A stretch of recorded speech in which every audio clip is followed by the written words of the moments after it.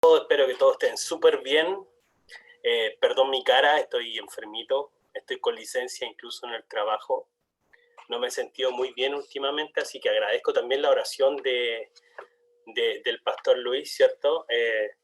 Conforme a las personas enfermas, que bueno, claramente no soy el único, son muchos, pero es importante la oración, es importante el poder de poder comunicarnos con nuestro Padre que está en el cielo. Y en base a esto vamos a dar comienzo entonces. Les pido también a cada uno de ustedes que puedan desactivar su micrófono. Veo que todos muy aplicaditos, ya todos lo tienen bien desactivado. Agradezco también a las personas que ya me han enviado sus trabajos. Importante decir y mencionarles nuevamente que si no pueden hacer el mapa conceptual que yo le había pedido con anterioridad digital, no tengo ningún problema que lo puedan enviar, ¿cierto? Escrito y que le saquen una foto, no tengo ningún problema si alguien tiene dificultades para utilizar el recurso digital. Y eso, muchísimas gracias. Entonces, agradecer a las personas que me han enviado el trabajo con anticipación. Vamos a comenzar entonces. Podemos compartir, ¿cierto?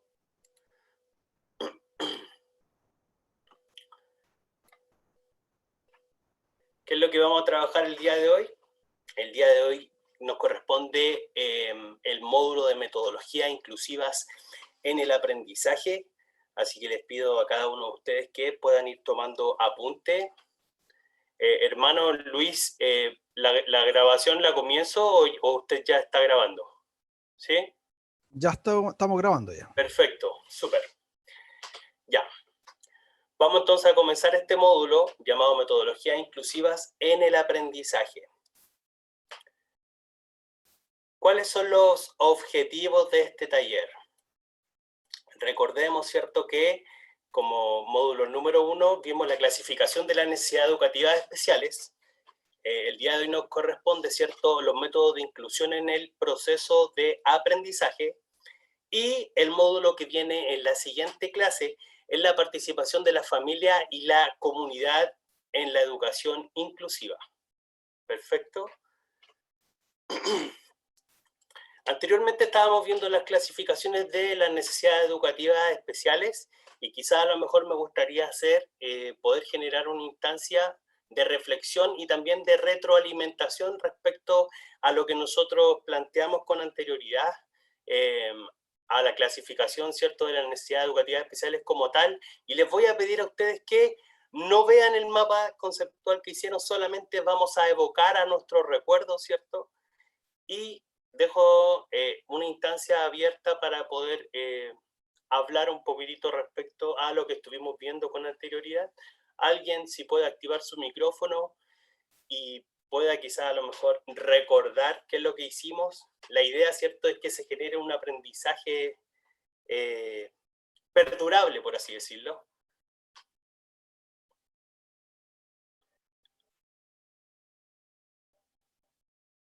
Espero atentamente. No se peleen, no se peleen. ¿Sí? ¿Me escucha? Sí, sí. ¿Con Hablamos quién? con Sofía Gallardo por acá. Bendiciones. Perfecto. Hablamos acerca de las necesidades educativas especiales diversas, las transitorias y las permanentes, las diferencias que habían y los significados. Trastornos del lenguaje, las dislalia, también el tema del autismo, y las etapas y las edades de los niños en este proceso de no sé cómo decirlo, pero cuando podemos pesquisar esta necesidad educativa especial para comenzar todo un trabajo con los niños y las niñas. Muchísimas gracias, hermana Sofía. Exactamente como decía mi hermana Sofía, establecimos, ¿cierto?, la clasificación de las necesidades educativas especiales, vimos, ¿cierto?, las transitorias, vimos también las permanentes, vimos también las causas, ¿cierto?, de algunas, ¿cierto?, y el día de hoy nos corresponden algunos métodos de inclusión en el proceso de aprendizaje, así que en días hacia allá vamos, así que les voy a pedir a cada uno de ustedes que tenga mucha atención con lo que vamos a ir viendo. Vamos a comenzar antes de dirigirnos, ¿cierto?, a los métodos de inclusión en el proceso de aprendizaje, ciertas características y elementos que son bastante importantes, ¿cierto?, para poder adentrarnos en estas metodologías. Y una de ellas es el derecho a la educación. ¿Ok? Entonces, tenemos que tener en cuenta que el derecho a la educación, ¿cierto?, es un bien público y un derecho que hace posible el desarrollo de las personas y de las sociedades. ¿Ok? Yo destaqué ahí en rojo el bien público porque no es para una persona, un solo agente, ¿cierto?, sino que para todos y todas. Perfecto. Otro punto a destacar dentro del derecho a la educación es que el derecho a la educación es un derecho humano, el cual tiene como finalidad, ¿cierto?, establecer una educación primaria para todos los niños y niñas. Como dije anteriormente, no es para uno, ¿cierto? No utilizamos, ¿cierto?, la palabra singular, sino que plural en esta modalidad, ¿cierto?, para desarrollar una educación secundaria accesible progresivamente a todos los niños y niñas y el acceso a la educación superior en función de los méritos. ¿Ok? Entonces destacamos en primera instancia que es un bien público para todos, ¿cierto? Y segundo punto a rescatar, que tiene como finalidad establecer una educación primaria para todos los niños y niñas. Para que este derecho a la educación sea garantizado con justicia, se tiene que reconocer y aplicar a todas las personas, sin distinción alguna. Es como lo que estábamos planteando en el primer módulo, ¿cierto? Nosotros bajo ningún concepto hacemos distinción de personas, ¿ok? Tenga la dificultad que tenga, todas las personas, ¿cierto?, tienen el derecho de poder acceder a la educación, siendo entonces la obligación de los estados tomar las medidas necesarias para poder proteger al niño de toda forma de discriminación. ¿Ok? Bajo esta premisa entonces del derecho a la educación es que vamos a comenzar, ¿cierto?, a dirigir y poder hablar de los métodos de inclusión en el proceso de aprendizaje. La definición que tenemos que tener clara, ¿cierto?, es la inclusión como tal. ¿Ok? ¿Qué dice la ley 20.845 sobre la inclusión? Vamos a ver que en su título de inclusión escolar es la que regula la admisión de los estudiantes, ¿cierto? Elimina también el financiamiento compartido y prohíbe el lucro en los establecimientos educacionales que reciben los aportes del Estado. En la definición entonces del principio de integración e inclusión, que lo vamos a ver en la siguiente diapositiva, ¿cierto?, es el sistema que preponderá a eliminar a todas las formas de discriminación arbitrarias que impiden el aprendizaje y la participación de los y las estudiantes. Asimismo, el sistema propiciará que los establecimientos educativos sean un lugar de encuentro entre los y las estudiantes de distintas condiciones socioeconómicas, culturales, étnicas, de género, de nacionalidad o de religión. Si quieren apuntar, es básicamente lo que establece, ¿cierto?, la ley 20.845 sobre la inclusión. Como pueden ver ustedes, ¿cierto?, en la presentación que yo les estoy dando, que en esta diapositiva tiene, ¿cierto?, el símbolo del Ministerio de Educación respaldado ahí, ¿cierto? Porque en cada una de las variables a considerar fue que pude sacar información desde ahí, ¿ok? Súper importante.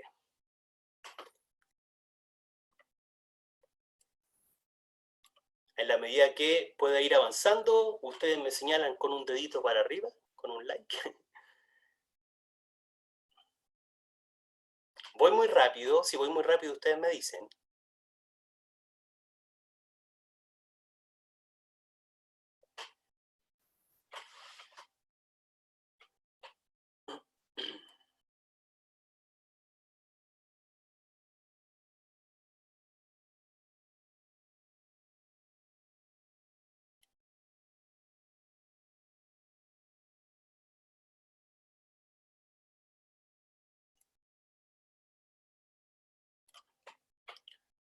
Entonces recordar, ¿cierto?, que la inclusión escolar es la que regula a la admisión, ¿cierto?, de los estudiantes, de los y las estudiantes, eliminando, ¿cierto?, el financiamiento, prohíbe, ¿cierto?, el lucro en los establecimientos educacionales, según lo que nos dice y nos señala la ley 20.845. Vamos a seguir entonces. ¿Qué entendemos por inclusión? Entonces, conforme a lo que yo les acabo de mencionar, quizá a lo mejor con sus palabras que ustedes me puedan decir, a lo mejor no desde el punto de vista de la ley, ¿cierto?, como tal, sino que lo que ustedes mismos comprenden, ¿cierto?, de la inclusión. ¿Alguien se atreve?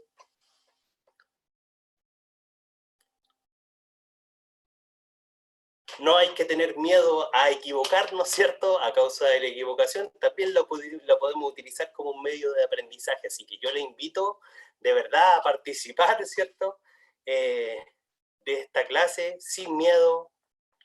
¿Qué es lo que creen, qué es lo que saben ustedes de inclusión o qué les genera esta palabra que muchas veces la hemos escuchado quizás a lo mejor de pasillo, pero no tenemos una definición certera como tal? ¿Aló? ¿Sí? ¿Hermana cuánto? ¿Hermana María? Si no me equivoco, sí. Soy Elizabeth.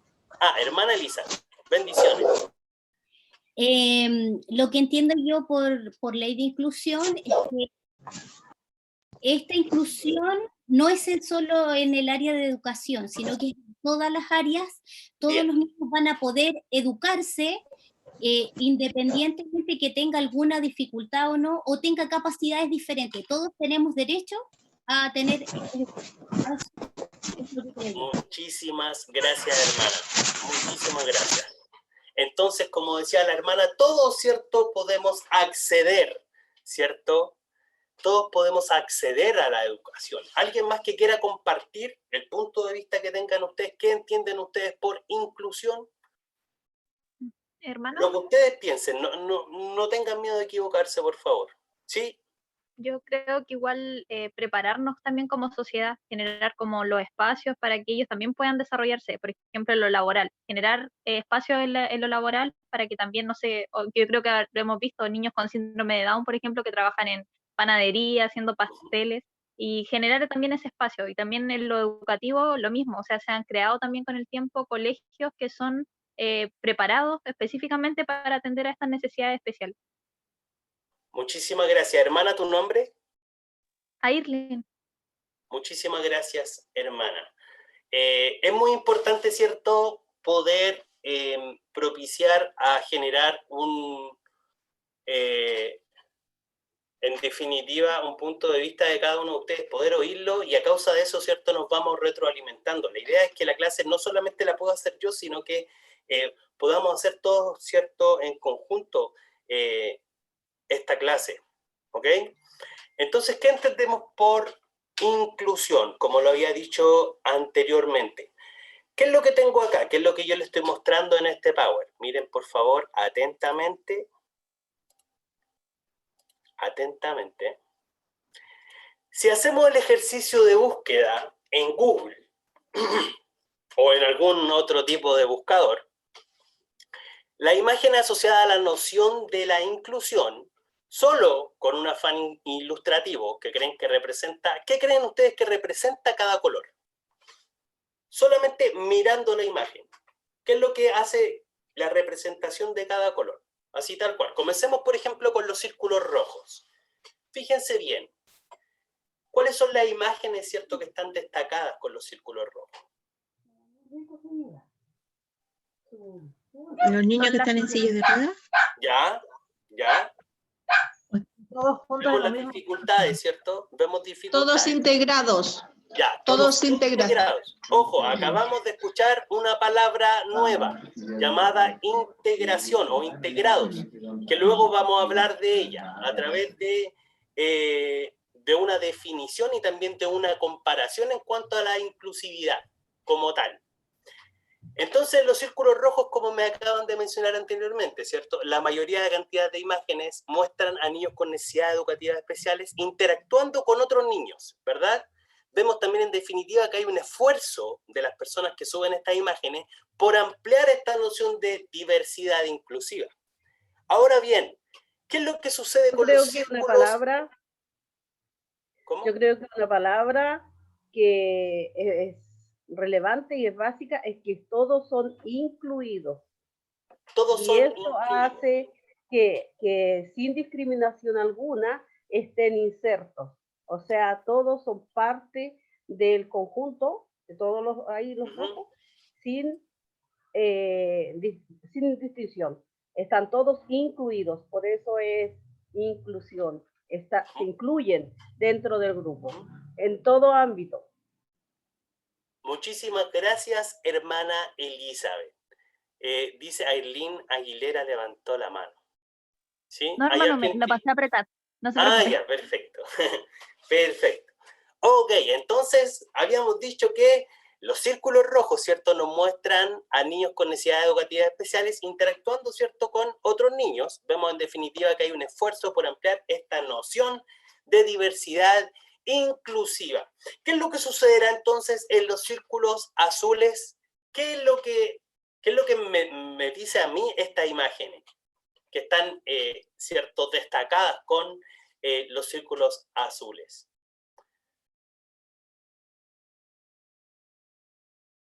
Se ve más segregado, como que están separados, hace como divisiones en la forma de interactuar. Vemos una segregación. Bien, muchísimas gracias, hermana, por la participación. ¿Alguien más que quiera? Aquí. ¿Sí? Se ve como que, claro, se reconoce una diferencia, pero Ajá. como dice mi hermana, están como todos los diferentes juntos. Se hacen como grupo especial en el fondo. Claro. Como el colegio especial para niños con autismo, y eso no es la idea. Exactamente. Hola, Javi. Muchísimas gracias, Javi, por participar, ¿cierto? Entonces, vemos que hay una segregación como tal, pero también hay imágenes que intentan proponer diagramas explicativos de la noción de la inclusión, ¿ok? Lo que muestra que hay esfuerzo básicamente como por querer explicar, ¿cierto?, el significado, pero a través de diferentes enfoques. No hay una claridad. Vemos como tal una segregación, ¿ok? Y entonces vamos a ver qué es lo que nos dice, ¿cierto?, las imágenes que están encerraditas con los círculos verdes.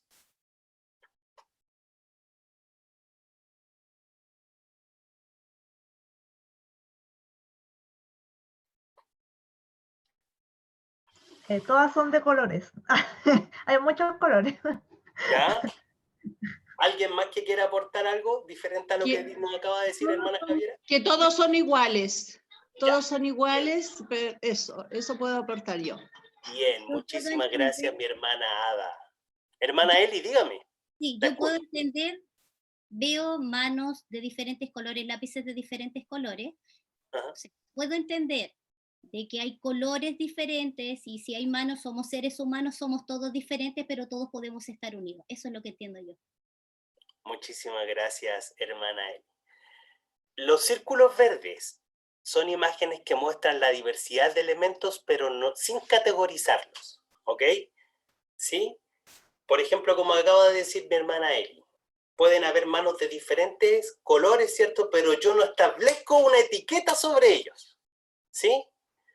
Finalmente, en conclusión, entonces podemos mencionar que hay una preocupación de las personas, ¿cierto?, por ampliar esta noción, ¿cierto?, la noción de diversidad, es decir, un esfuerzo por incluir la brecha inclusiva, pero también la importancia, y ojo acá, de no establecer etiquetas. ¿Ok? No sé si hay algún educador, ¿cierto?, que esté en este módulo. Yo cuando ingresé escuché que alguien había dicho, ¿cierto?, que era educadora. Aparte de la Javi, que yo sé que la Javi es educadora. Sí, mi hermana Eli. Sí. Ya, mi hermana Eli, súper. ¿Hay alguien más? Porque ellas participan mucho. Vamos a dejar que otras personas... ¿Hay otra persona que eduque? que haya escuchado de esta terminología que son las famosas etiquetas, por así decirlo? ¿No? ¿Hay alguien por ahí? ¿Toc, toc? Hay un mensaje en el chat de una hermana. Ya. ¿Qué es lo que dice hermana Javiera? Se me olvida que la hermana Javiera me ayuda. Ya, hermana Javiera. Yo, Margarita, que soy profesora, pero de básica, educación básica. Bendición, hermanita. Bendición. He trabajado con niños con Down y es una experiencia muy hermosa. Muy hermosa. Así es. O sea, he trabajado con niños de todo tipo, pero el Down me produjo algo muy especial porque fueron un niño que no sabía, no hablaba una palabra y gracias a Dios conmigo aprendió a hablar. Así que es una experiencia muy linda trabajar con estos niños especiales. Muchísimas gracias, hermana Margarita. Hermana Margarita, te hago una consulta. ¿Tú has escuchado sobre la palabra etiquetar? Sí. ¿Sí? ¿Cierto? Vamos a ver qué es lo que significa esta palabra etiquetar a niños con necesidades educativas especiales. Vamos allá. No etiquetar a los niños con necesidades educativas especiales. ¿Por qué? Los niños con dificultades de aprendizaje son identificados y etiquetados como que tienen necesidades educativas especiales. Entonces, es muy probable que sean tratados como diferentes, ¿ok? Devaluados, pero también estigmatizados. Por lo tanto, yo, como profesional, no puedo verbalizar o etiquetar, ¿cierto?, a través de un diagnóstico al niño. Quizá a lo mejor claramente en otro contexto, ¿cierto?, ¿verdad? A lo mejor conversarlo con los profesionales adecuados, ¿verdad? Pero si yo digo, por ejemplo, no, ya, el autista, o ya, no, el Down, ¿ok? ¿Qué es lo que estoy haciendo ahí? ¿Qué es lo que estoy haciendo? ¿Estoy colocando qué cosa? Una Etiqueta. Una etiqueta. Se ¿Okay? da una identidad de acuerdo a su necesidad. Claro, claro que sí, pero ojo, atención en lo que dice. Si los niños que experimentan dificultades de aprendizaje no son identificados individualmente como que tienen necesidades educativas especiales, entonces no habrá manera de identificarlos y de asegurar los recursos educativos adicionales para ellos. Es por eso que es importante ser cautelosamente discreto en el uso de las etiquetas. ¿Ok? Por lo tanto, las etiquetas o hacer mención al diagnóstico en sí, lo voy yo propiamente como profesor, ¿cierto? O como encargado de la clase, conversar con las personas idóneas, ¿ok? Con los especialistas idóneos para esto, ¿ok? Yo no puedo etiquetar a un niño y decirle, oye tú, el autista, oye tú, porque inmediatamente, ¿cierto? Va a ser objeto de segregación, de discriminación. ¿Ok? Entonces nosotros como profesionales a cargo o como personas encargadas, monitores, etcétera, ¿cierto? Tenemos que tener cuidado con el lenguaje, con el uso del lenguaje que nosotros utilizamos, ¿cierto? Sobre todo también como somos hijos de Dios, que tampoco queremos catalogar y que una persona se sienta mal. En definitiva, entonces nos queda el tercer punto que dice, el sistema escolar está basado en la igualdad, ¿cierto? Y en la cooperación entre los alumnos y el derecho de estos para desarrollar al máximo sus capacidades. Por lo tanto, personalmente, creo que, ¿cierto? Como persona encargada de, no debiese etiquetar a los niños con necesidades educativas especiales. ¿Sí? Quizá a lo mejor señalarlos, a eso me refiero, señalarlos y verbalizar el diagnóstico que ellos tienen delante de ellos. ¿Se entiende? Profesor, pero ahí no hablamos de capacidades diferentes. Capacidades diferentes, exactamente. ¿Sí? ¿Clarito? ¿Clarito? Bien, súper.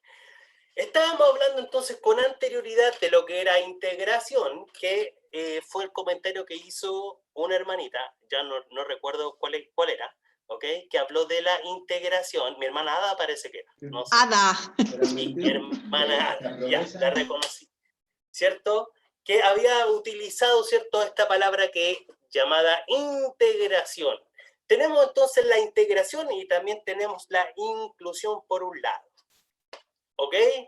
A través de la integración vamos a trabajar la asimilación. ¿Ok? Esto quiere decir que tienen las siguientes características esta palabra, ¿cierto? De integrar, ¿cierto? Estas características tiene esta palabra. Primero, normalizamos. Luego, adaptación. Categorizamos a partir del déficit, es decir, encasillamos al niño. ¿Ok? Realizamos apoyos, pero muchas veces los apoyos no son dentro de la misma aula, sino que en otro lugar. ¿Ok? ¿Sí? ¿Se entiende? Y hay una diversidad, ¿cierto? Como tal, pero es parcial. ¿Ok? ¿Qué es lo que quiere decir esto? Que segregamos al niño, tomamos al niño con dificultades específicas de aprendizaje, ¿cierto? Y lo trasladamos a otro lugar. Ahora bien, tenemos las características de integración y ahora vamos a ver las de inclusión. Por un lado teníamos que, o entendemos que la integración como tal, ¿cierto? Asimila el proceso del niño. Ahora lo vamos a transformar, ¿ok? Por eso es tan importante la inclusión como tal. En la inclusión hay una transformación. Dentro de las características que encontramos, ¿cierto? La primera es la valoración y reconocimiento desde las diferencias. Valoración y reconocimiento desde el otro, desde identificar que el otro es diferente a mí. Yo valoro a todos por igual, ¿ok?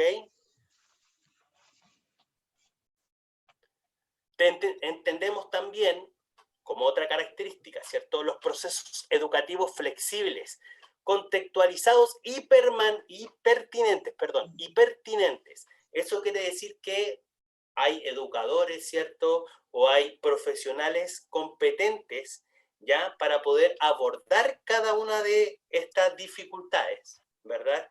Que se van dando dentro de los niños con necesidades educativas especiales. Otra característica también importante a mencionar, ¿cierto? La garantía de derechos, que ya la habíamos hablado anteriormente, ¿cierto? Los derechos de todos, ¿cierto? La construcción de la comunidad y convivencia de la diversidad y también la formación integral. Voy a... ¿alcanzaron a escribir la de la integración? ¿La dejo ahí? Primero, vean si las tienen.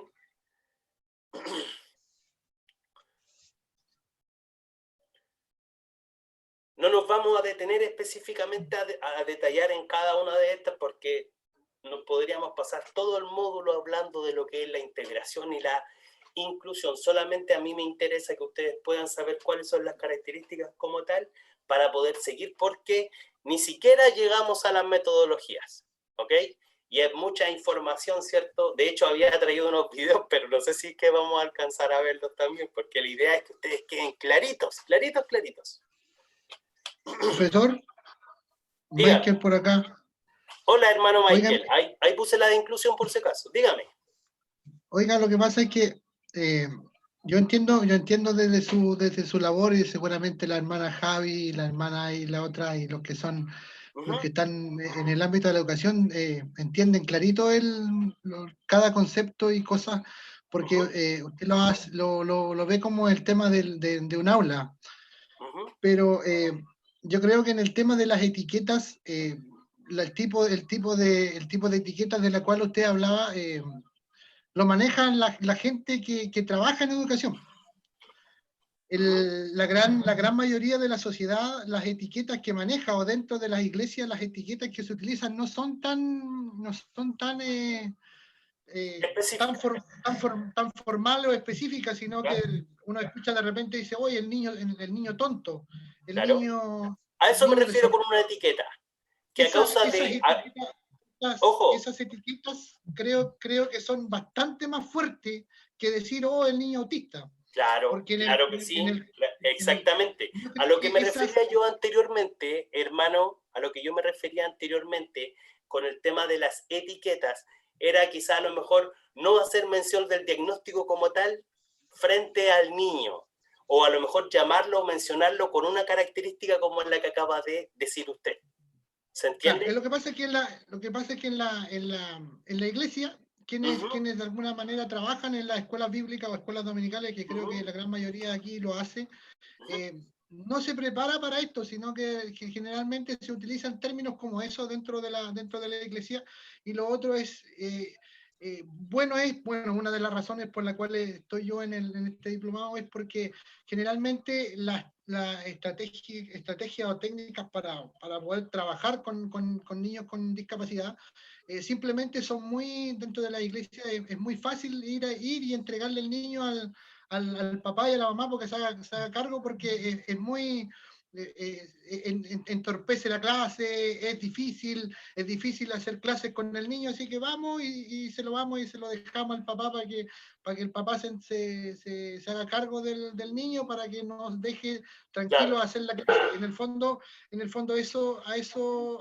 iba yo. Yo creo que en el aula, claro, están todos los profesionales ahí, cada uno en su área, y tratan en lo posible de ir y tratar de pasar las materias, de incluir a los niños de la mejor manera, porque están los profesionales ahí. Distinto es en las escuelas bíblicas o en las escuelas dominicales, donde tenemos hermanos que solo tienen voluntad y que solamente tienen muy buena voluntad de poder estar ahí, o apasionados por enseñar, pero creo que voy a que es harto más distinto en las escuelas bíblicas o escuelas dominicales, donde no tenemos especialistas en el área. Es mucho más complejo, y qué bueno que se hable de las etiquetas y estas cosas, porque yo, de verdad, escucho esos términos se escuchan dentro de la iglesia. Oye, el niño es ordenado, o el niño que no se queda quieto, o el niño que no está tranquilo, y resulta que como no hay nadie que maneje cómo manejar el niño, al final el niño termina siendo un estorbo más que una bendición, y estamos dentro de la iglesia. Exactamente. Exactamente, y comparto al 100% lo que acabas de decir. Cada vez que nosotros utilizamos etiquetas, efectuamos un daño, pero muchas veces este daño efectuado, ¿cierto?, lo verbalizamos finalmente porque no entendemos o no sabemos, ¿cierto?, poder abordar cierta situación a causa de ¿qué? De que no tenemos las herramientas necesarias, ¿ok? Bien, como decía el hermano, te felicito por estar, ¿cierto?, en este módulo, y también va a servir para que tú mismo, ¿cierto?, puedas quizá a lo mejor entregar este conocimiento a otras personas. Es por eso que es muy importante que nos compartas, ¿cierto?, tu apreciación, y agradezco mucho, ¿cierto?, tu comentario. ¿Sí? ¿Está clarito hasta el momento? Yo entiendo que no todos son docentes, así que yo estoy intentando de utilizar un lenguaje súper idóneo para que todos puedan entender. Así que cualquier duda que tengan o que quieran comentar algo, feliz de la vida, yo lo escucho. Seguimos entonces, ¿perfecto? Hermano. Sí, hermana Yulimen Zárate. Mi nombre es Gladys Albornoz. Por el computador me sale ese nombre, pero mi nombre es Gladys Albornoz. Mire, yo soy profesora de lenguaje en enseñanza media, aunque trabajo en UTP, en un colegio básico. Y quiero decir que yo admiro mucho, porque a mí me asusta mucho este trabajo de integración. Encuentro muy grandes las personas, pero realmente muy grandes, que trabajan con estos niños, porque si a nosotros que trabajamos con niños con menos dificultades se nos hace difícil, yo de verdad que le envío un cariño y una admiración tremenda al trabajo que esas personas como usted y como otros que están aquí hacen, y ojalá que podamos aprender el resto a trabajar mejor con los niños. En la escuela dominical he trabajado igual con muchos niños, porque hace muchos años que hago esa labor, y realmente admiro. Así que gracias por aportarnos este conocimiento. Muchísimas gracias por compartir tan bellas palabras. De verdad que me hace súper bien escuchar, ¿cierto?, estos comentarios. Y agradecer también a todas las personas, ¿cierto?, que se atreven a estar comentando y recordarle a cada uno de ustedes, ¿cierto?, que la clase no la hace el profesor, la clase la hacemos todos. Y es lo mismo que nosotros tenemos que pensar cada vez que nos paramos delante de los niños, ¿cierto? Y comenzar a entregar conocimientos. Como decía el hermano anteriormente, a lo mejor él como tal no es docente, ¿cierto? Pero sin embargo la buena voluntad, el amor a Cristo, ¿cierto? Y el poder quizá a lo mejor entregar, ¿cierto? Esta herramienta a otro te hace una persona completa y con un corazón bastante grande, como decía la hermana. Así que vamos a seguir ahora, ¿ok? Que me siento bien. De hecho, estaba enfermo, pero llego acá y súper bien. Ya, vamos a seguir entonces. Las principales diferencias entre integración e inclusión. Ponga mucha atención, por favor. La integración se basa en la normalización de la vida de los estudiantes, ¿cierto? Con necesidades educativas especiales. ¿Ya? La integración se basa en la normalización de la vida de los alumnos con necesidades educativas especiales. ¿Ok? Mientras que la inclusión plantea el reconocimiento y valoración de la diversidad como un derecho humano, que es lo que yo dije al comienzo, ¿cierto?, de este módulo, ¿cierto? Lo cual sitúa sus objetivos como prioritarios a todo nivel, ¿ok? El segundo punto entonces a destacar, ¿cierto? La integración solo se centra en los estudiantes con necesidades educativas especiales. Ojo aquí, mientras que la inclusión abarca a todos los estudiantes, ¿cierto? Se centra entonces la integración solo en los estudiantes con necesidades educativas especiales, mientras que la inclusión, como dije anteriormente, se basa en un modelo sociocomunitario amplio, ¿ok? En el centro educativo y también en la comunidad escolar, ¿cierto? Es para todos, para todos.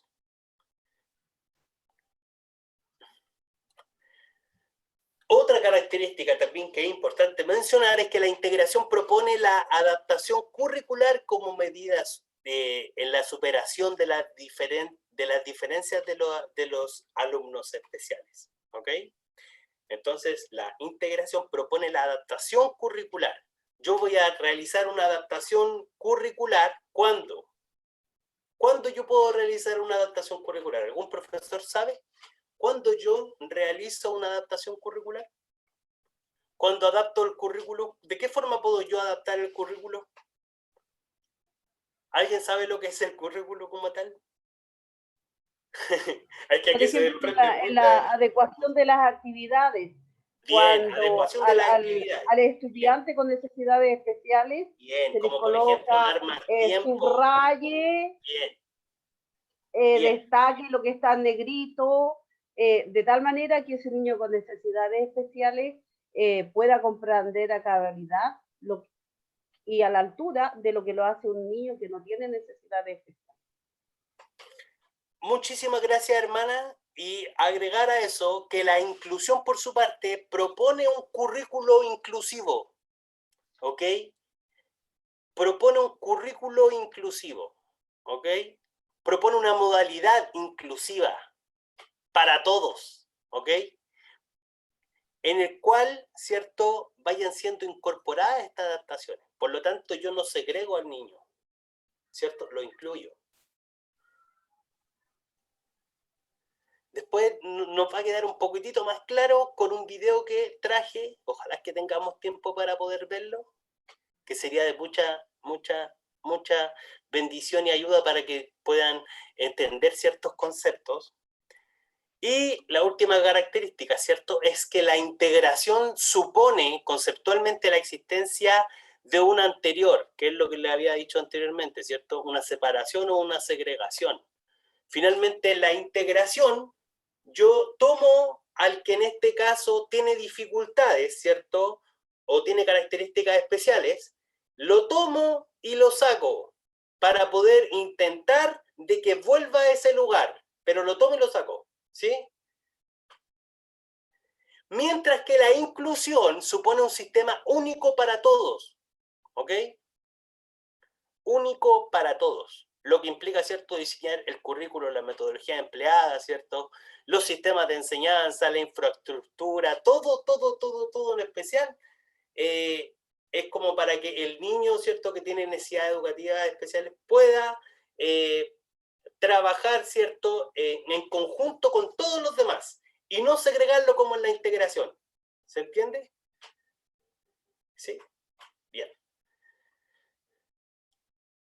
Vamos a seguir entonces. Espero que que esté quedando claro lo que yo estoy diciendo. Entonces, vamos a decir que la inclusión es, lo vuelvo a repetir, para que les quede bien clarito, la construcción de comunidades educativas como espacios de aprendizaje, encuentro, diálogo y reconocimiento de la diversidad de quienes las integran, que construyen y enriquecen su propuesta educativa a partir de ¿qué? De las diferencias y particularidades que favorecen a todos y todas las estudiantes. Y también claramente para que estos puedan desarrollar una trayectoria educativa relevante, pertinente y de calidad para todos. Tenemos 3 brechas importantes a considerar dentro de la inclusión, ¿cierto? Que está el acceso al aprendizaje, y mediante el aprendizaje podemos encontrar la participación. ¿Sí? Bien. Vamos, súper bien, ¿eh? Súper bien, las veo súper ahí motivadas y motivados.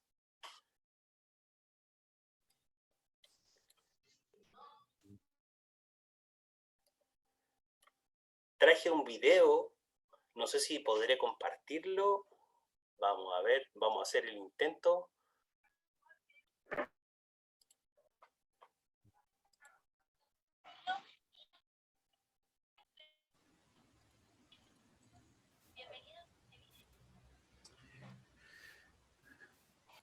Para compartir el video, profe, tiene que dejar de compartir el PowerPoint, sí, abrir el video y cuando tenga abierto el video ponerle pausa y ahí... Perfecto, es que lo había traído, pero no se ve, pero lo tengo en YouTube igual. Tengo el link, así que ojalá que lo pueda compartir desde ahí. Ábralo nomás. Ya, perfecto.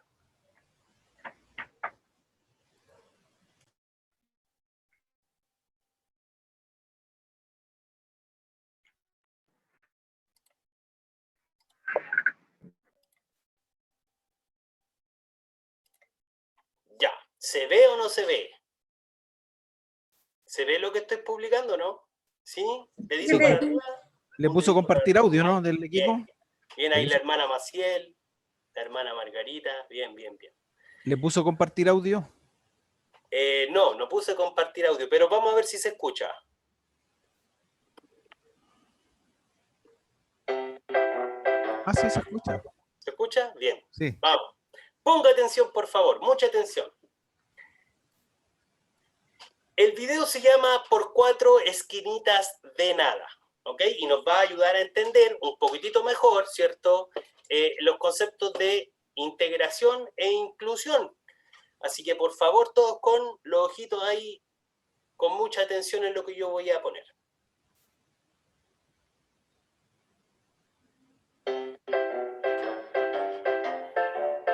Por 4 esquinitas de nada.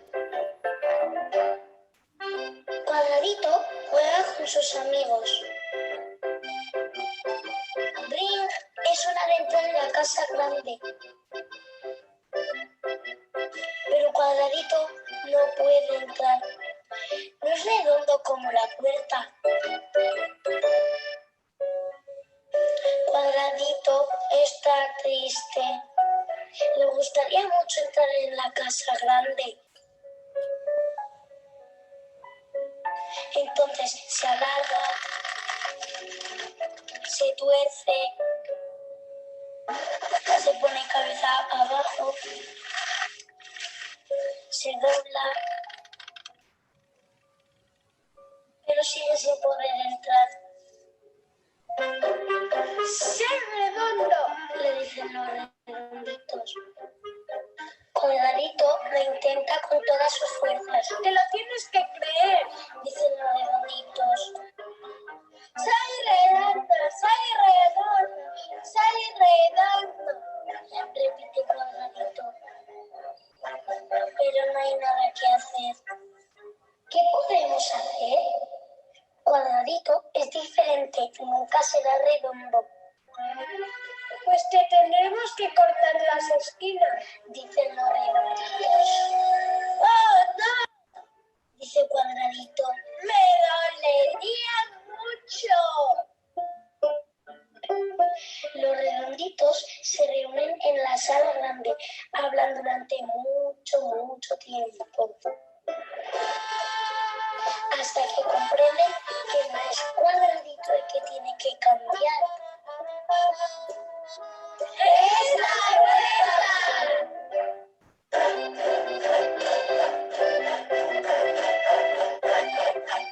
Entonces recortan 4 esquinitas. 4 esquinitas de nada que permiten a Cuadradito entrar en la casa grande junto a todos los redonditos.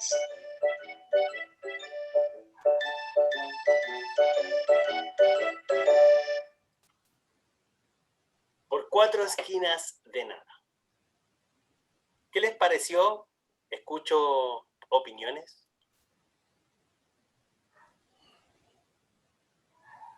Espero que le haya quedado más claro.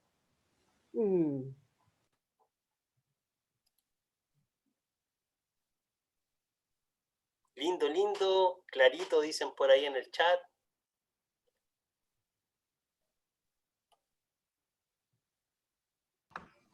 Muestra de una manera bien gráfica que los que tienen que cambiar no es la persona, no es Cuadradito.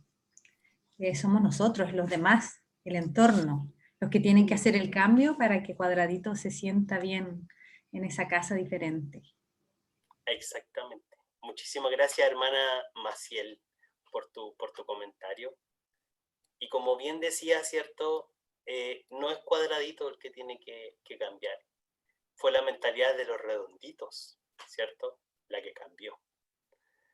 Es un video, de verdad que yo la verdad cuando lo vi, me hizo mucho sentido en muchas cosas, muchas cosas, ¿cierto? Y me ayudó a diferenciar de una forma mucho más gráfica la importancia, ¿cierto?, de la labor que nosotros cumplimos, seamos o no seamos educadores. Todo parte por el cambio de nuestra mentalidad. Así que vamos a seguir entonces, ¿cierto? Profe, ahora, dígame. O sea, que el video es tan explícito, yo creo que hasta los niños lo podrían entender. Exacto. Es muy fácil para que los niños entiendan, porque hay niños que igual rechazan a otros niños cuando son diferentes. Claro que sí. Para mostrárselo a un niño, pero preciso. Ahí después se lo... Bueno, si quieren lo anotan, se llama Por 4 esquinitas de nada. Después, ya lo anoté ya. Lo anoté ya. Ahí lo buscan y le pasa mucho. Había que tomarle foto. Sí, ningún problema. Mientras que no me la tome a mí, yo voy a hacer así cuando la tome. Ya, metodología inclusiva, entonces nos adentramos, vamos a saber qué es lo que es. Vamos a los cuadraditos. Mucha atención en lo que voy a decir. La metodología inclusiva, entonces, ¿cierto? Son estrategias pedagógicas. ¿Qué son las metodologías inclusivas? Son estrategias pedagógicas que tienen entonces como finalidad la inclusión de todos los estudiantes en la comunidad educativa. Especialmente, ¿cierto?, de los grupos con más riesgo a la exclusión. Por ejemplo, los migrantes recién llegados, ¿cierto? Creo que muchos docentes que están acá les ha pasado lo mismo, quizás a lo mejor en el colegio donde están, que llega un migrante y muchas veces no se sabe cómo abordar, ¿cierto? Por ejemplo, en el colegio donde yo estaba había un traductor y una persona que nos ayudaba, etcétera, etcétera, ¿cierto? Hay diferentes tipos de metodologías inclusivas. Alumnos, ¿cierto?, con culturas o etnias diferentes, ¿cierto?, las orientaciones sexuales e identidades de género no normativas, ¿cierto? O en situaciones de discapacidad, que dijimos anteriormente que esa palabra ya no la íbamos a utilizar, ¿cierto? Vamos a decir con dificultades o niños con características especiales, ¿cierto? Así como estudiantes con necesidades educativas especiales, ¿ok? Entonces las metodologías, en conclusión, ¿cierto? Son estrategias que tienen como finalidad incluir a todo el alumnado, a todos, ¿sí? Profesor, tengo una pregunta. Dígame. Dado que aquí habla de las orientaciones sexuales y claro, en el tema de cualquier escuela, unidad educativa, de básica o media, es más común ver a niños, adolescentes o pequeños que efectivamente tienen otras orientaciones sexuales, distintas de las concepciones, digamos, bíblicas que hombre y mujer. En ese sentido, cuando yo veo el video del cubito, lo asimilo inmediatamente a la demanda que en su momento tenía, digamos, la exigencia frente a la noción de inclusión, que además usted en la ley nombra, y ahí habla de género, de cómo en definitiva es la comunidad y son los espacios los cuales se deben adaptar o deben adaptarse para que se incorpore, digamos, las distintas personas, ¿cierto? Los distintos niños y niñas. Sin embargo, en esta concepción, que en la diapo anterior, recuerdo cuando, por ejemplo, en los colegios, si había un niño trans o una niña trans, se exige o se empezó a exigir, por ejemplo, los baños, que fueran para niños trans. Entonces ahí se atiende, digamos, a esa demanda que efectivamente la ley lo dice. Pero en el caso de las escuelas dominicales, yo sí entiendo y sí comparto que nosotros no podemos estar ajenos. En nuestra congregación sí hemos tenido al menos un caso de un niño que se notaba que tenía una orientación sexual distinta a su sexo biológico, y obviamente estamos para hacer luz, para acogerlo en el sentido de que necesitan salvación, para orientarles, para que el Señor liberte sus vidas. Pero ahí ¿cómo lo abordamos con este límite que hay, para que no se entienda desde la otra perspectiva? Salió hace poco, un par de horas atrás, leí por ahí en varias publicaciones como el Papa, ¿cierto?, que entre comillas es cristiano, y nosotros estamos metidos en las encuestas como cristianos también, trata de darle idea o de empujar la idea de que se acepte, digamos, el matrimonio civil. Entonces, ¿cómo no caer e interpretar realmente qué es lo que hay que hacer en las escuelas dominicales, que es distinto al sistema educativo tradicional? Espero se haya entendido, profe, la consulta. Sí, absolutamente, hermano Pablo. Muchísimas gracias, ¿cierto?, por decir o comentar, ¿cierto?, lo que tú piensas. Bueno, respecto en el sistema educativo, nosotros nos tenemos que regir por lo que nos establece la ley, ¿ok? ¿Y qué es lo que nos establece la ley? Es que yo tengo que respetar al otro. Entiendo la postura que nos acabas de decir, ¿ok, Pablo? La comprendo y muchas veces para mí incluso ha sido bastante complejo poder estar ahí, ¿ok? Porque claro, yo soy hijo de Dios y yo el mismo concepto que tienes tú, por mi parte también lo llevo. Pero creo personalmente, y te voy a dar mi propia opinión personal, ¿ok? Yo soy creyente y creo que Dios trabaja con las personas. Y creo también que si yo voy y al otro, ¿cierto?, y le expongo la causa a Dios, va a ser diferente a esperar que esa persona cambie por lo que le estoy diciendo yo, porque finalmente el que hace el cambio es Dios. No lo hace el ser humano. Entonces yo personalmente te estoy dando mi opinión. En una escuela dominical, yo creo personalmente lo que yo haría como docente, pero también como hijo de Dios, es esperar que Dios haga este cambio, ¿ok? Fomentar a la oración, ¿cierto? Ayunar a causa de, es lo que yo creo, es mi punto de vista personal como persona, como hermano Fred, yo te lo digo, no como docente en esta opinión. Es una pregunta bastante compleja de responder, ¿ok? ¿Por qué? Porque yo estoy inserto en un sistema educativo y tengo que respetar a todos por igual. Claramente, si yo expreso mi opinión como tal, ¿qué es lo que se tomarían normas en contra de lo que yo estoy diciendo? La idea tampoco es pasar a llevar desde lo que yo soy, porque también yo soy hijo de Dios y claramente está como, a ver, ¿cómo te podría decir? Dentro de la escuela dominical es totalmente diferente a estar afuera, o sea, en un concepto educativo. Pero finalmente esa es la respuesta, Pablo, que yo te puedo dar. Todos tienen el derecho a la educación, todos tienen el derecho a poder acceder, ¿cierto?, a este trono celestial, pero también es Dios el que hace el cambio, y el cambio comienza por aquí, por el cambio de mentalidad. Profesor, no por la segregación, pero yo te entiendo, Pablo, absolutamente, y muchas gracias por compartir lo que tú piensas. Claro, lo último, hermana pastora, es que claro, nosotros efectivamente yo creo que el Señor igual nos dota de discernimiento cuando estamos en la escuela dominical, al trato hacia aquellas personas que no solamente recibimos a niños, también recibimos a adultos, que quizás es mucho más complejo, pero también pienso en cómo también formamos a los niños, a los que quizás nacen en la iglesia y que nunca se han enfrentado a esa realidad.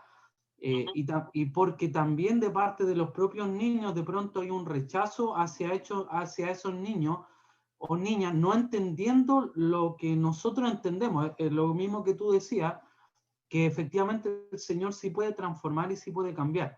Y por eso yo creo que es un tema que hay que conversarlo, me parece, hay que darle vuelta para ver de que efectivamente demostremos como iglesia el amor del Señor, y no, insisto, no se malinterprete, claro. Y por supuesto esa persona pueda salvarse. Gracias, profe. Muchísimas gracias, Pablo, y de verdad que acojo lo que tú me acabas de decir súper bien. Son interrogantes que yo he tenido por muchísimo tiempo. Incluso me atrevo a decir, cosa que no debería hacer, pero hasta hace un tiempo estos temas a mí me gusta tocarlos, ¿cierto? Porque muchas veces tienen que ver con las personas que llevan a la congregación, por así decirlo, ¿ok? Porque yo de repente he escuchado ciertas posturas de gente que va por delante, que deja mucho que desear, o gente que son mis pares o hermanos que también dejan mucho que desear, ¿se entiende? Pero la idea, en definitiva, es que no seamos como los redonditos. Tenemos que ser, ¿cierto? Siempre pensar en este cambio de mentalidad, en este cambio, ¿cierto? Y esperando que Dios haga el cambio. Porque yo puedo sembrar siempre, yo siempre voy a ir sembrando, pero el momento justo, el tiempo justo, es el tiempo del Señor. Así que esa es mi respuesta que yo te podría dar, ¿sí? Muchísimas gracias, Pablo. ¿Alguien más tiene alguna otra pregunta? Mi hermana tenía algún comentario. Creo que se nos está haciendo un poquitito tarde. Sí, dígame, hermanita. Ya, dígame. Sí. Ayer en la mañana tuvimos una conversación en el equipo de gestión y se habló de un caso de una niña de octavo que sus papás ya avisaron que ella se cambia de nombre y todo el proceso de transgénero. Okay. Mi jefa, que es una persona adulta, aunque no es cristiana, pero es creyente digamos, en ciertos valores, dijo que ella no podía aceptar y de repente dijo, ¿y qué vamos a hacer? Y yo le dije lo que debemos hacer con todo, amarlos y ayudar a esos niños, como si fuera otro más. Yo creo que en la iglesia tenemos que hacer algo similar y sabiendo que nuestro amor lo puede conquistar y después de ganar la confianza vamos enseñándole un camino mejor. Claro. Creo personalmente creo que Dios no rechaza al homosexual. Quizá a lo mejor sí al homosexualismo, pero es un tema que ahora no lo vamos a tocar porque nos estamos yendo para otro lado. Después me pueden ahí tirar la orejita, ¿sí? Pero todo bien, espero que le haya quedado muy claro todo lo que yo estoy pasando. ¿Me hacen estar en un aprieto ustedes? Ya, vamos a seguir entonces.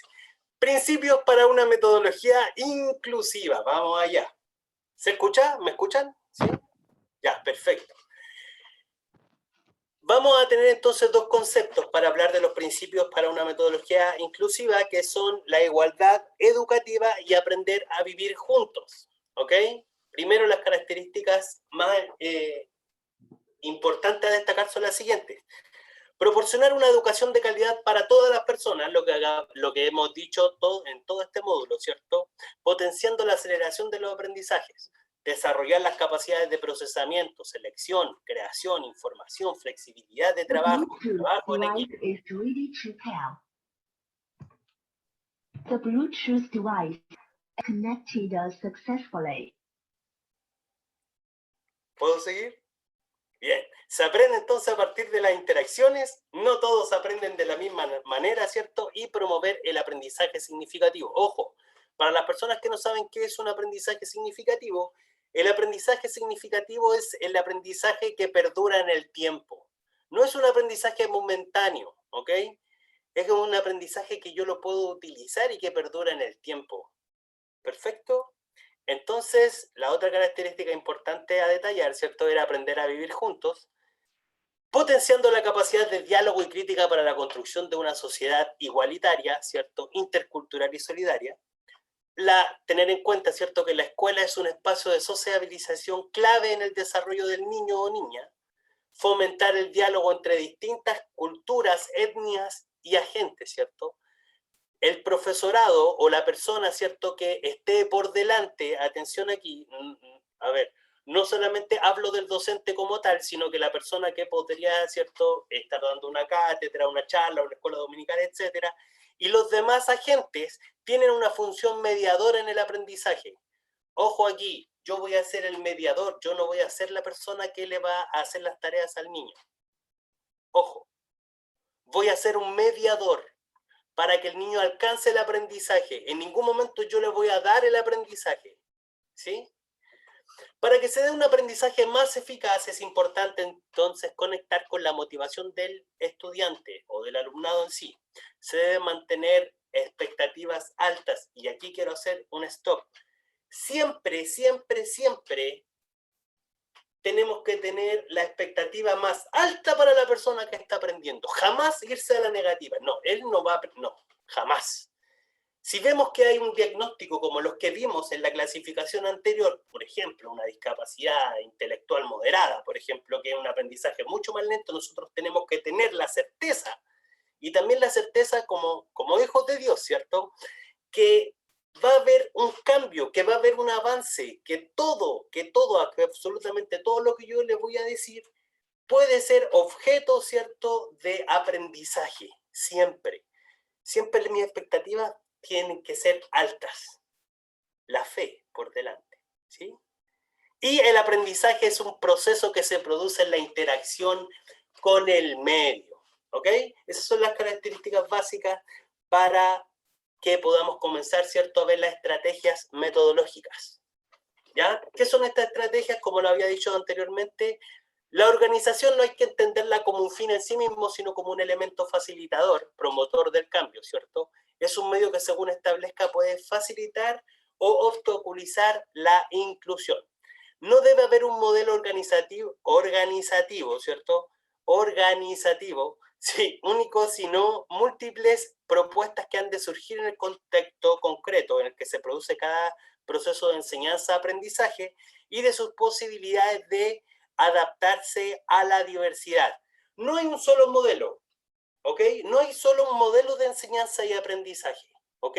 Pueden haber muchos y pueden variar en función de los intereses del niño, de lo que le gusta, ¿ok? Siempre yo al estudiante lo voy a preparar para que pueda aprender. No voy a llegar, ¿cierto?, y voy a ir a entregar el contenido. No, siempre tengo que llamar su atención, tengo que ser bastante, ¿cómo decirlo?, inteligente, que se me prenda la chispa, ¿cierto?, la ampolleta, antes de poder entregar un aprendizaje, ¿cierto? Se produce el proceso de enseñanza-aprendizaje cuando hay una adaptación del contenido, ¿ok? ¿Se entiende? ¿Se entiende lo que estoy diciendo, no? ¿Sí? Perfecto. Vamos a ver la primera metodología, ¿ok? Estas metodologías que les traje el día de hoy son metodologías generales, son súper amplias.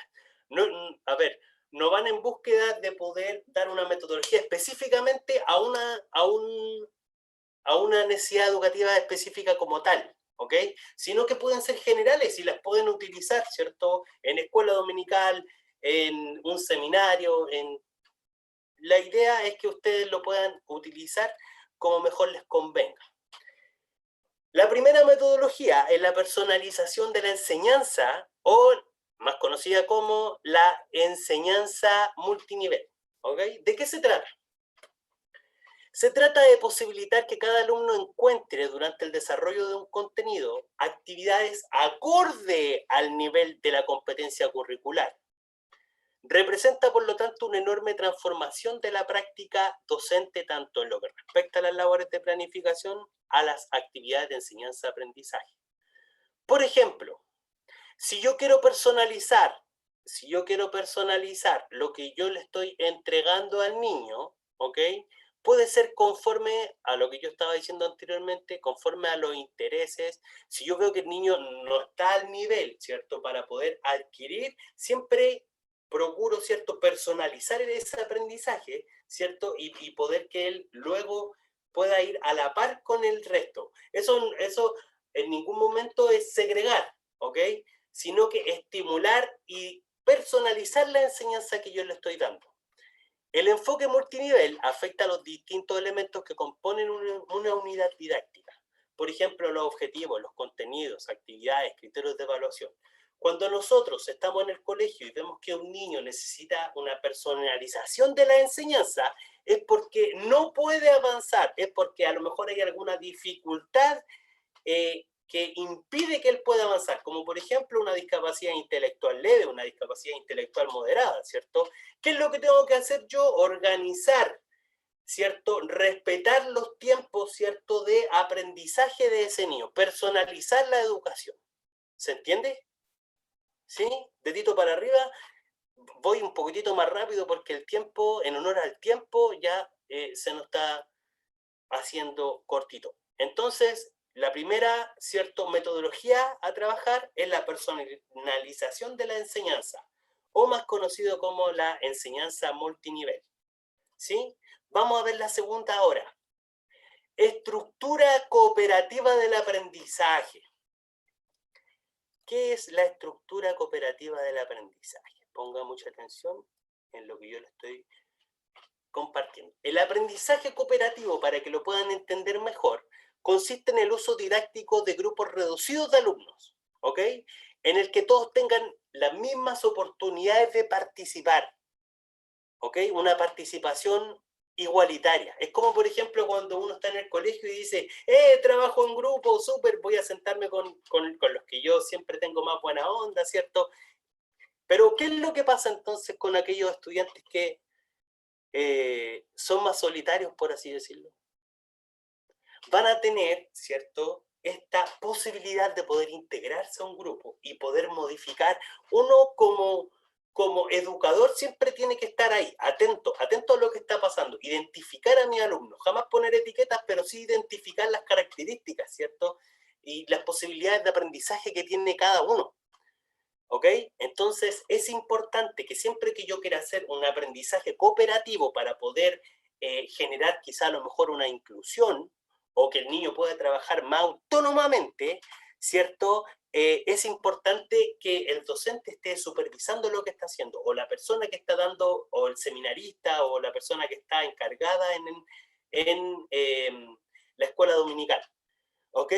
Que tenga bastante ojo con lo que se está haciendo, viendo de qué forma, formulando preguntas, siendo inteligente, intentar de utilizar, ¿cierto?, esta metodología inclusiva, ¿ok? Para que el niño se pueda integrar de una mejor forma, pero más que integrar, realizar una inclusión, ¿sí?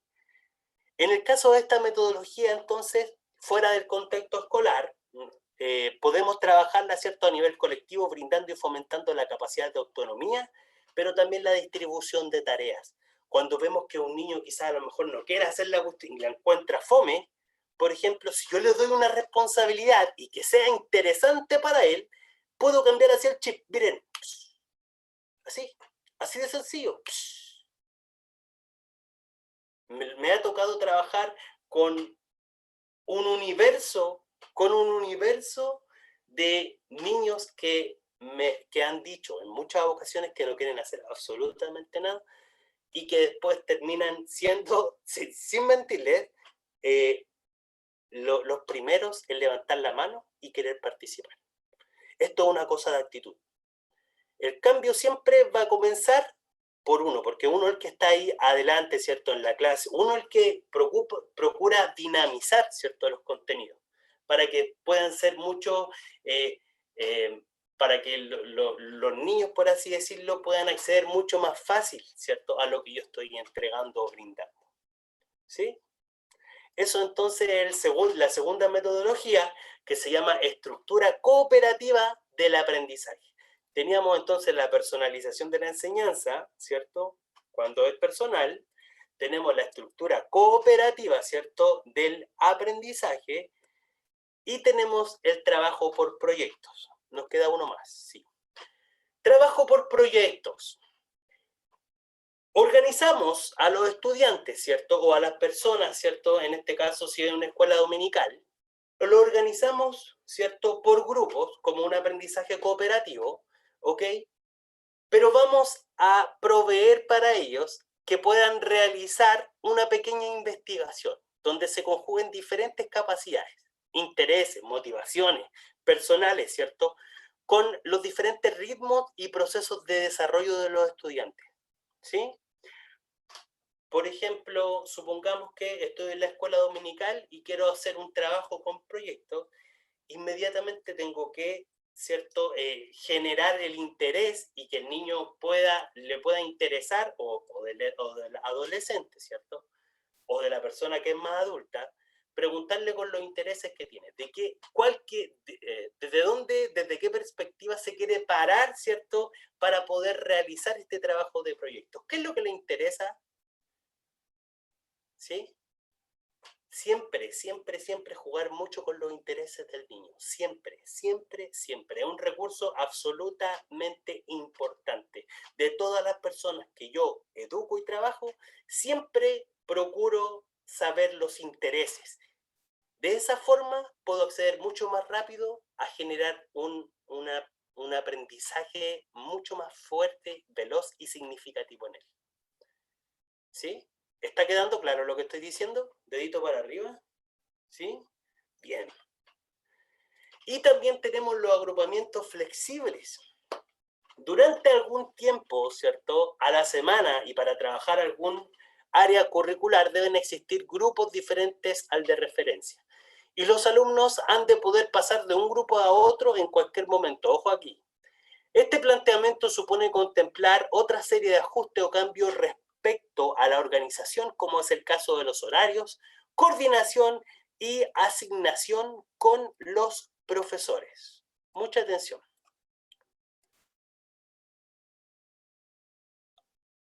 Denme un segundito, por favor. Aquí lo tengo. Los agrupamientos flexibles es el trabajo en educación que nos ofrece la posibilidad de realizar diversos tipos de agrupamiento, ¿ya?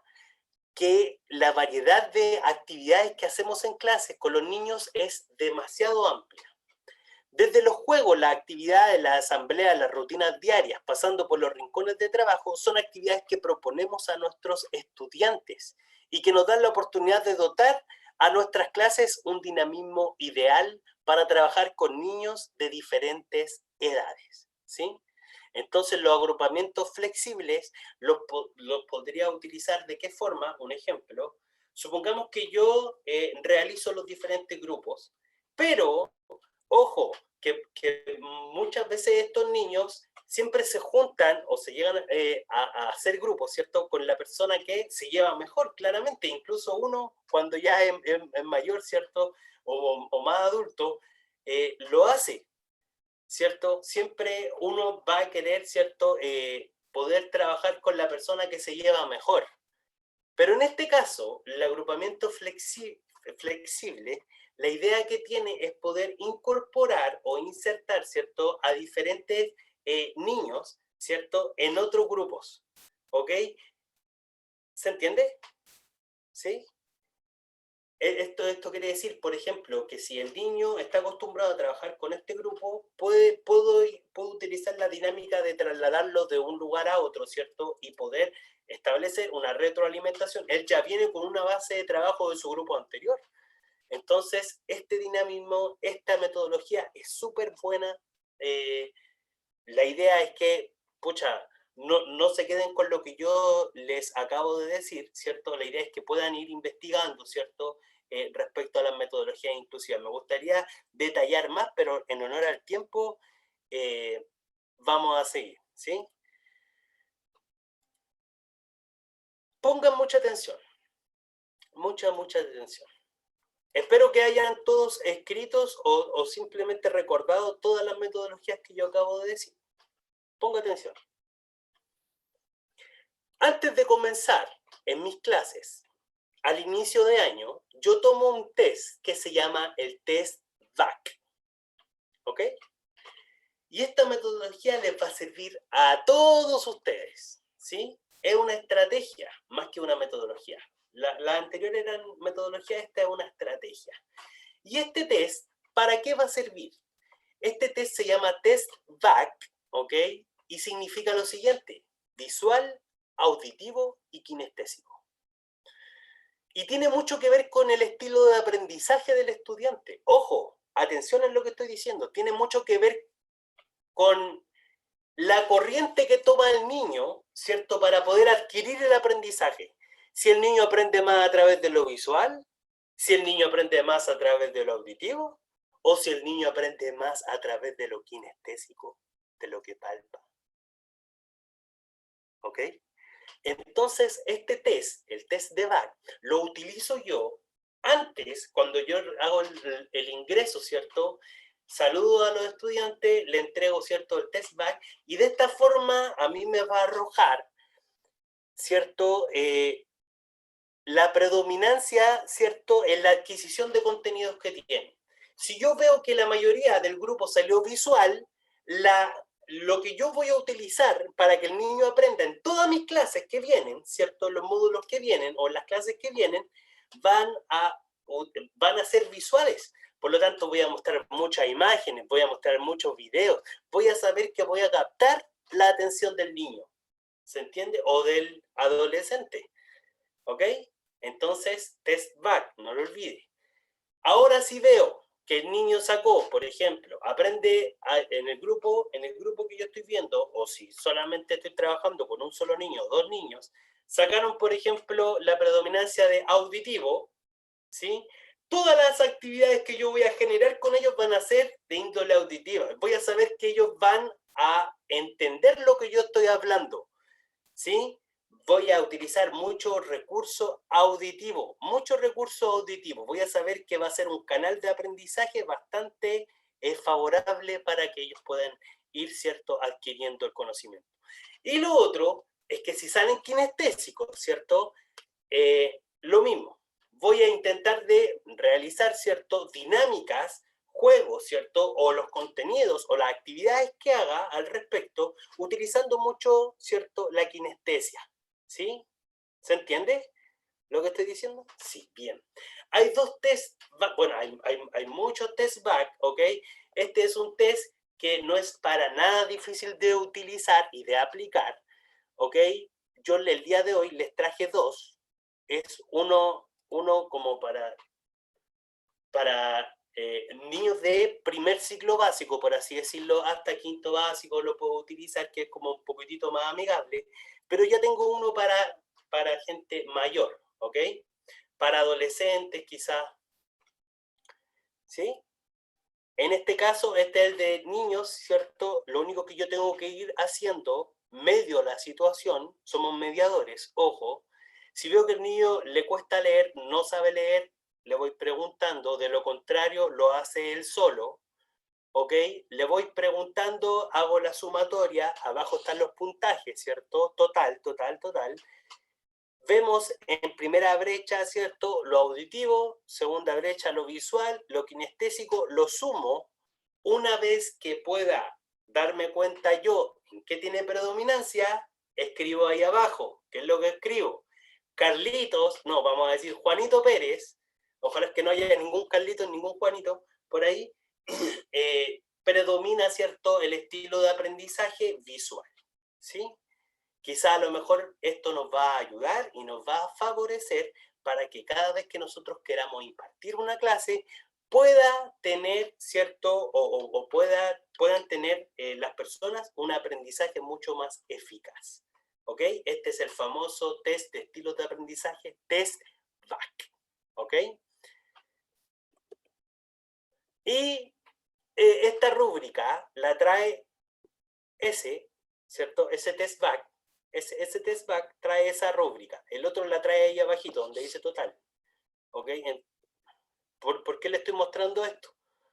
Porque en la actividad de cierre, ¿cierto? Que ya estamos terminando, estamos en la hora, vamos a aplicar un test VAC.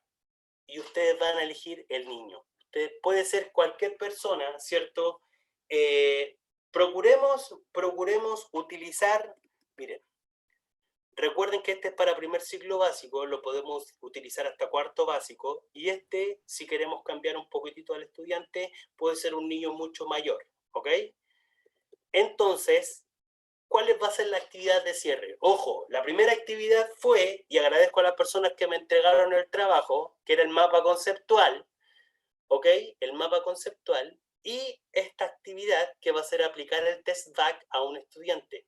Ojo que yo luego voy a enviar el Word, ¿cierto? Para que ustedes puedan acceder a él y ustedes puedan ingresar. Lo voy a enviar a través del grupo. ¿Perfecto? Entonces, como primera instancia de la actividad, ¿qué tenemos? Aplicar el test VAC a un estudiante, determinar la predominancia del estilo de aprendizaje del niño o la persona que nosotros lo vamos a aplicar, y donde envían el trabajo, le sacan una foto, ¿cierto? O lo escanean, las personas que puedan escanear, si no, le sacan una foto. La idea es que esto tenga los puntajes y que ustedes puedan escribir la predominancia del estilo de aprendizaje que tiene el niño. ¿Sí? Fácil, un trabajo simple, ¿ok? Y que tiene mucho que ver con esto de las metodologías. Espero que haya sido de agrado la clase del día de hoy. Le agradezco muchísimo la participación a cada uno de ustedes y de verdad que agradezco también las opiniones de muchos de ustedes. ¿Ya? Así que eso, Dios les bendiga a cada uno de ustedes. No sé si está el pastor por ahí, si va a cerrar o... Que Dios les bendiga. Muchas gracias, profesor Fred. Ok. Dios le bendiga. Le voy a pedir ayuda a mi hermana, si nos puede sacar una fotito. Mi hermana Javiera está por ahí, siempre nos toma las fotos. Mientras, antes de terminar, di una información al principio y la voy a repetir ahora. Veo alguien me mete bulla. ¿Quién me mete bulla? Ahí sí. Primero, lo que dije antes, que el objetivo de este diplomado, primero es que usted aprenda y pueda utilizar este conocimiento, las herramientas que adquirimos en este diplomado, pueda utilizarlas. Por lo tanto, eso es lo más importante. Luego, está el tema del diploma, que yo creo que todos queremos tener el diploma, ¿cierto? Ahí, para poder ponerlo en un cuadrito, ¿cierto? Para saberlo ahí que lo hicimos y nos deja guardado ahí, es como una marca, ¿cierto? Un hito. Para obtener el diploma tienen que tener aprobados 6 módulos, ¿ya? 6 módulos de 7. Les decía antes que en general hay dos trabajos en cada módulo, por lo tanto si hicieron un trabajo y tienen notas sobre 6, no es tan importante que hagan el trabajo en ese módulo, sino en los que tienen no aprobados, porque un 6 más un 2 da un 4 y están aprobados, ¿ya? Ahora, si quieren hacer todos los trabajos, no hay problema, mejor todavía. Y lo último que quería decir es que la próxima semana voy a escribir y voy a redactar un trabajo para los que quieran recuperar un módulo, que va a ser un trabajo de hacer un proyecto para el 2021, un proyecto de trabajo, ya sea con preescolares, niños o adolescentes, en su iglesia, en su iglesia, en la comunidad, pero un trabajo que usted quiera proyectar. Es un proyecto de trabajo, no es que lo ejecute. Si quiere ejecutarlo, excelente. Pero planificar un proyecto. Y después se lo entrega al pastor y le dice, pastor, aquí estamos, ¿cierto? Eso.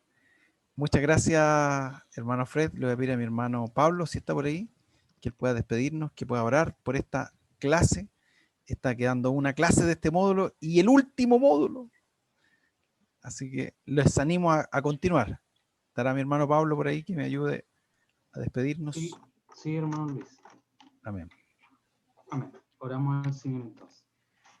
Padre Santo, cómo no darte gracias, Dios mío, porque tu compañía, tu comprensión, tu paciencia, tu amor, tu ternura hacia nosotros, Señor, es permanente, es visible, no la podemos negar. Gracias por esta clase, Señor, por este módulo que nos ayuda, nos enriquece, nos abre un poco la mente, Señor, en torno a la realidad que vive la sociedad, la realidad que viven los niños, las pequeñas, Señor.